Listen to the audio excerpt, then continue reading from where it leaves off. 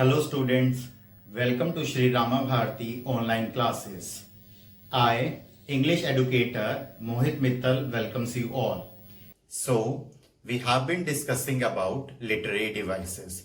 In the first video, we discussed about simile, metaphor, the differences between simile and metaphor, then alliteration, repetition, differences between alliteration and repetition. Now, in this video, we'll discuss about imagery, personification, and onomatopoeia. And how can we make a simple sentence beautiful by using these literary devices? So, let's move to the video. Literary terms. These are the technique which makes our speech effective. Today we'll discuss about imagery. What imagery is? Imagery is all about the variable meaning. It appeals to the reader's physical senses. In imagery, it includes the mental picture that reader experience with the passage of literature. Here I am taking a simple sentence. For an example, she drank water on a hot day. When I use imagery, so what it would be? The cool, refreshing water quenched her thirst as the scorching sun radiated on her. See, what I did, that created a visual image where when I said she drank water on a hot day, here what I used, the cool refreshing water. So one can think about how the water was. It was cool and refreshing.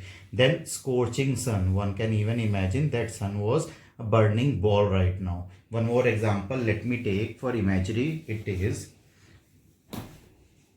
It was dark and dim in the forest.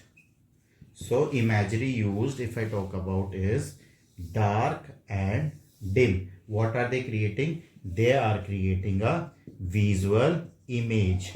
Whenever we talk about that creates some kind of images in our mind, that is imagery. Be it any senses, auditory, that is related to sound, then touch, thermal or olfactory, these all kind of visual images when it appeals to the physical tenses, so it is imagery. For an example, it was dark and dim in the forest. So one can imagine when I speak about dark and dim, when I speak about scorching sun, one can imagine that it was a very burning ball or it was very hot day. The cool refreshing water, one can think about how the water is. So imagery means imagination. You can imagine about the thing. Personification.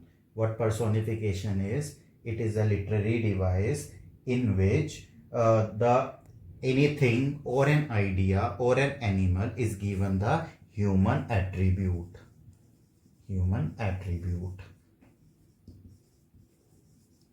It is basically used in poetry or any artful work. Here, any animal, abstractions, ideas or inanimate objects are given human character. For an example, it was early morning with little wind playing hide and seek in it. See, little wind. What? We never say wind is little or more, but it is a personification. How it is personifying the little children. Somewhere what we have taken, the wind is like little children who are playing hide and seek. Let me take one more example. Look at my car. She is a beauty. Isn't it? Isn't she? See here, she. Against she. It is used for car. Means car. That is personified as a human attribute. Like she, look at my car, she is beauty, she is car. So I've used she, I've compared it with any female gender. So she is a beauty, isn't she? So it is personifying, she is personifying the car. That is personification. Onomatopoeia. What onomatopoeia is? They are the facts of words containing the sound similar to the